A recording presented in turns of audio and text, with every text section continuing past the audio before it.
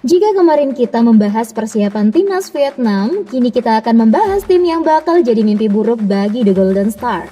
Siapa lagi kalau bukan timnas Indonesia? Berbeda dengan Vietnam, Indonesia cukup tenang dalam menghadapi tekanan di Piala AFF 2024 nanti. Meski demikian, Sintayong dan PSI kabarnya enggan menganggap remeh turnamen 2 tahun 6 ini. Di waktu yang cukup singkat, STY tetap mempersiapkan tim semaksimal mungkin. Lantas, sejauh apa persiapan Indonesia? Dan apa target yang bakal dicapai dengan persiapan itu? Sebelum kita ulas bersama, kalian bisa subscribe dan nyalakan lonceng terlebih dahulu agar tak ketinggalan konten terbaru dari Kick Off Channel. Seperti yang kita tahu, Indonesia di Piala AFF 2024 tidak akan menurunkan kekuatan penuh. Meski bisa menggunakan skuad senior dengan cara memanggil seluruh pemain terbaik di Liga Indonesia. Sintayong justru memilih opsi lain, yakni menurunkan skuad muda berusia under 22 tahun. Pemilihan usia yang spesifik harus 22 tentu bukan tanpa alasan. Pemilihan usia muda juga bukan bermaksud untuk merendahkan lawan-lawan yang lain, tapi memang untuk mendukung misi PSSI yang lainnya. Usia 20 tahun 2 dipilih lantaran Sintayong ingin menjadikan Piala AFF sebagai ajang uji coba atau persiapan skuad timnas Indonesia U23 yang akan tampil di SEA Games 2025.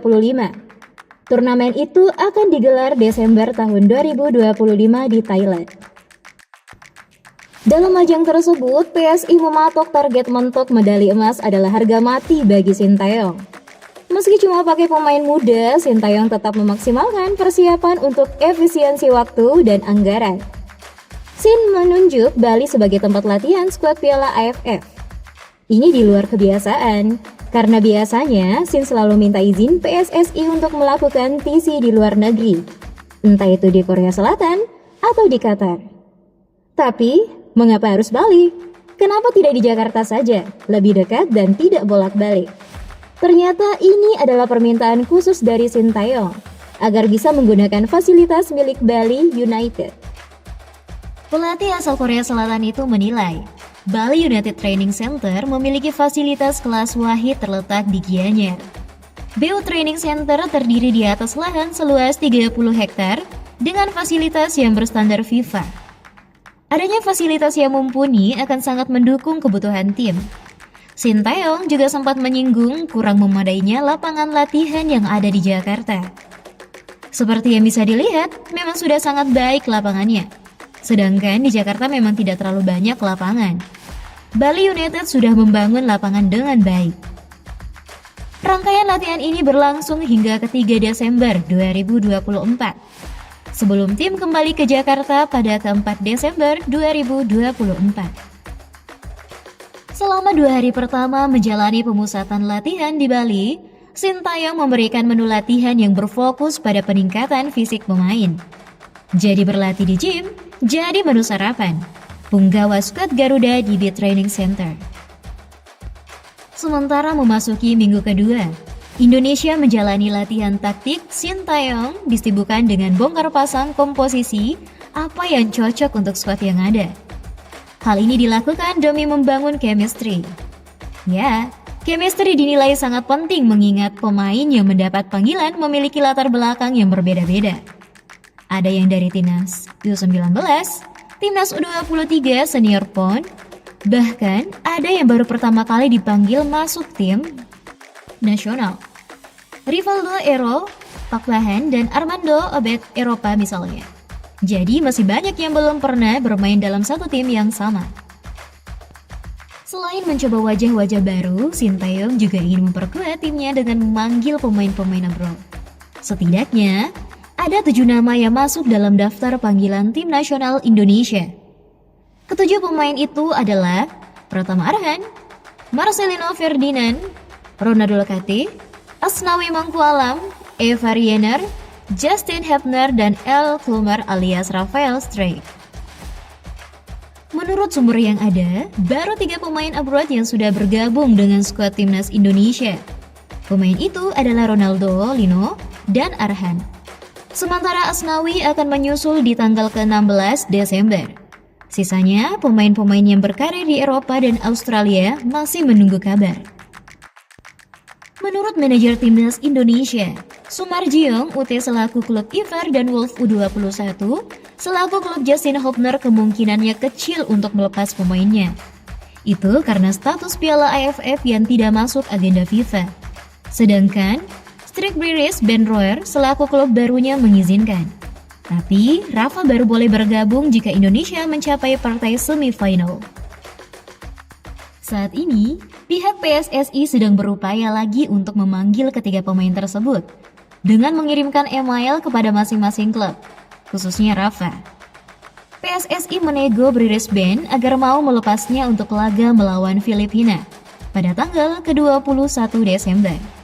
Jika tidak bisa, PSSI akan memberi ultimatum pada Rafa Reddy di laga versus Filipina atau tidak sama sekali. Selain melakukan pemusatan latihan dan memanggil pemain-pemain abroad, timnas Indonesia juga melakoni uji coba melawan yang punya tempat, yakni Bali United.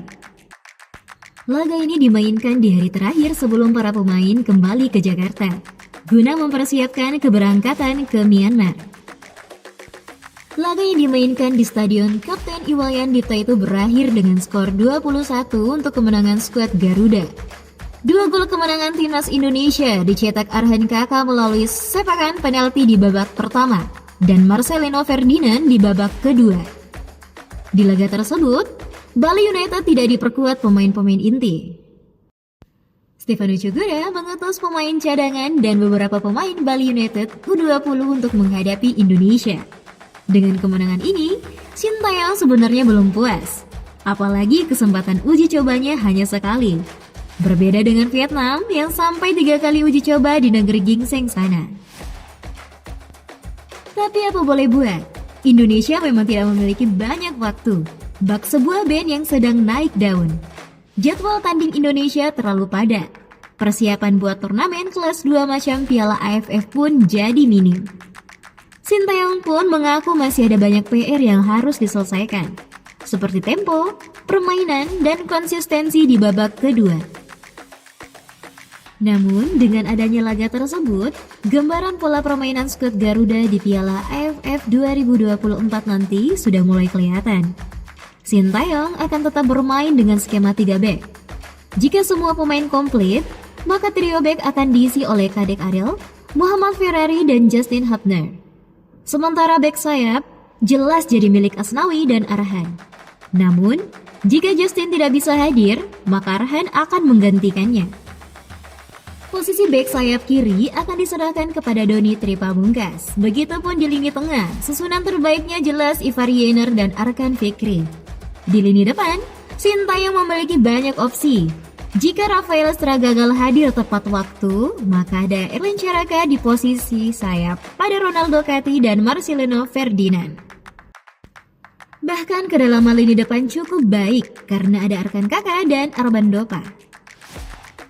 Dari nama-nama yang akan dibawa ke Piala AFF 2024, pemain yang diprediksi akan jadi kunci permainan Indonesia adalah Marcelino Ferdinand. Secara kualitas dan pengalaman dirinya juga yang terbaik. Lina juga tipikal pemain yang bisa mengubah tempo permainan dan sebagai kartu as di saat skuad Garuda mengalami deadlock. Bermodalkan pemain-pemain muda, Sintayong dan PSSI gak muluk-muluk. Mereka hanya mengincar final. Harapannya, dengan menjadikan kompetisi ini sebagai ajang persiapan menuju SEA Games. Fans Indonesia tidak menaruh ekspektasi berlebih. Jadi tolong jempolnya agak ditahan ya guys, jangan jahat-jahat.